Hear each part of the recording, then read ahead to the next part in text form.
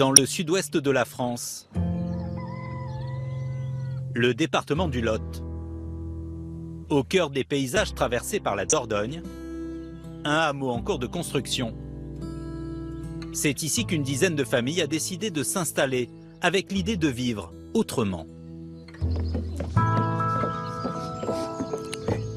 Coucou! Déjà sur le chantier de bon matin? Ouais, ça va? Bonjour. L'entraide entre voisins commence dès le matin. Je vois que... Aujourd'hui, c'est Karine qui est chargée d'emmener tous les enfants du hameau à l'école. Début de semaine, c'est Marie et moi, et puis fin de semaine, c'est Greg et Karine qui emmènent les enfants. On espère qu'il y en aura plus bientôt, qu'on pourra acheter un bus. Un bus collectif. Allez-y!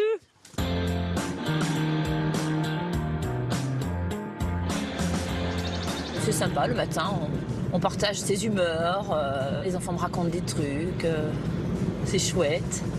Cette petite vie familiale agrandie. Dans les habitats groupés, on a pour habitude de partager des pièces. Karine et ses voisins, eux, c'est aussi cette voiture. Il y a des petits moyens au hameau et d'autres qui ont plus de moyens. Donc on a décidé d'acheter une voiture, on est 10 à acheter une voiture, ce qui nous permet de réduire les frais, les coûts de l'assurance. Allez-y les gars les filles. Bon ben, à demain alors, on va en plus. À demain, gros bisous. Le mât d'Andral est ce que l'on appelle un éco-hameau. Ici, on ne partage pas qu'un toit-terrasse comme à Strasbourg, mais 8 hectares de terrain. Alors il y a un grand potager. Ils cultivent l'espoir d'être un jour autosuffisants en fruits et légumes. Un peu plus loin, on trouve un compost. Et dans l'atelier de bricolage, les outils sont à la disposition de tous. Greg, Karine et leur fils Aimé ont mis toutes leurs économies dans cette petite maison. 48 mètres carrés, en bois, un matériau écologique. L'espace a été optimisé au maximum. Comme ils l'ont construite eux-mêmes, elle ne leur a coûté que 70 000 €, le prix du terrain compris. On a fait une maison en fait un peu à notre image, une petite maison simple, sans prétention, mais qui a du sens quoi. Greg et sa femme sont musiciens, ils sont venus ici pour inculquer d'autres valeurs à leur fils, comme le vivre ensemble, l'écologie. On est dans un projet humain avec des gens qui vivent et qui construisent quelque chose. Il y a des grands moments de joie, il y a des grands moments de difficulté, mais je pense que ce qui fait la différence avec ailleurs, en étant ici, c'est qu'on a vraiment on a construit une culture de groupe en fait, on a construit quelque chose de commun. À Andral, 30 adultes et leurs enfants essayent d'inventer une autre façon de fonctionner. Ils sont informaticiens retraités ou encore ostéopathes.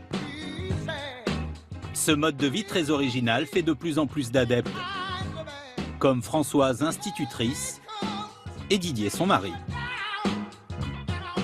On avait envie de quitter la région parisienne, la grande ville, la pollution. Et on cherchait surtout à trouver un endroit où on ne serait pas isolé, un peu perdu dans la campagne. Ils auraient pu s'installer au bord de la mer. Mais voilà déjà 2 ans qu'ils ont posé leur valise à Andral. Qu'est-ce que tu veux boire, toi? Je prends un verre d'eau. Ils n'ont jamais regretté leur choix. Un faut peu de de l'eau. sirop. Alors en bas, on a les chambres. Enfin, à vrai dire, une chambre. La salle de bain. Et ici, le bureau de madame, où elle fait sa couture et toutes les choses de ce genre-là. Ça ne se voit pas forcément, mais cette maison de 100 mètres carrés ne ressemble à aucune autre. C'est une maison passive, 100% écolo, avec son poêle à bois, ses panneaux solaires et son système pour recycler l'eau de pluie. On récupère les eaux de pluie. C'est une grande citerne et on a l'eau de pluie qui arrive ici au robinet, tout ce qui est machine à laver, douche, etc. Et ça, c'est l'eau en fait pour la cuisine et pour boire, qui est de l'eau toujours de pluie mais filtrée. Trouver le moyen de réduire au maximum l'empreinte carbone de sa maison, c'est une condition obligatoire pour habiter dans un éco-hameau. À Andral, des parcelles sont encore à vendre. Il reste de la place pour accueillir encore une dizaine de familles. Et demain justement, les Andralopithèques, comme ils s'appellent, ont organisé une journée portes ouvertes.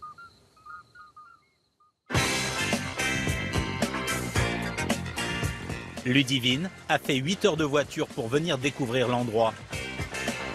Depuis quelques années, cette ancienne militaire de 32 ans rêve de changer de vie. Premier passage obligé, se présenter aux habitants d'une façon pas banale.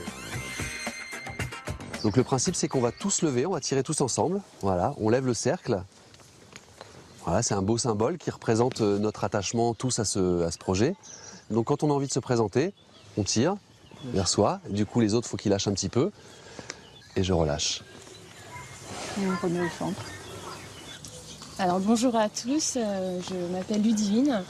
Donc je viens de Normandie avec mes 2 enfants. Je recherche à vivre comme vous vivez, en collectif, partager plein de choses, être en pleine nature, voilà.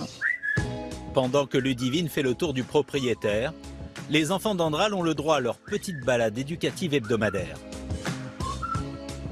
Mais elle est rigolote cette feuille-là parce que regardez ce qu'on peut en faire. C'est la feuille du sureau.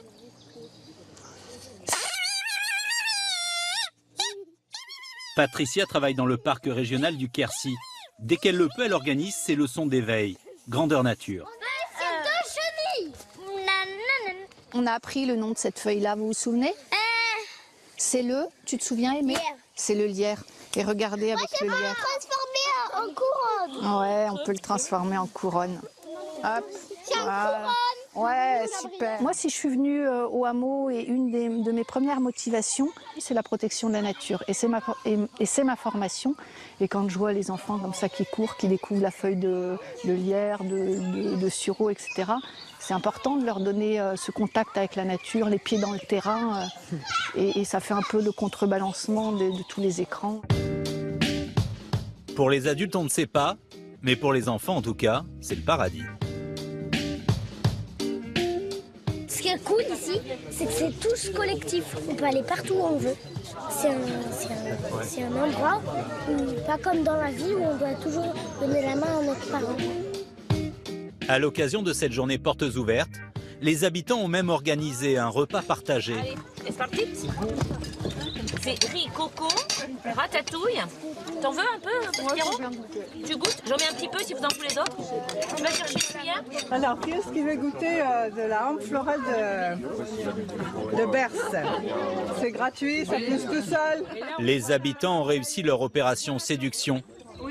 Ludivine, l'ancienne militaire, s'y voit déjà. Dans ces lieux-là, on sait qu'on est dans du collectif, donc on n'est pas solitaire, on est solidaire. Et pour moi, on est vraiment plus dans la vraie vie, en vivant dans un habitat partagé, en relation avec la nature. Il existe une trentaine d'éco-hameaux en France, mais on estime que 100 voire 200 projets de ce genre sont en gestation. C'est peut-être l'habitat qui va redynamiser nos campagnes.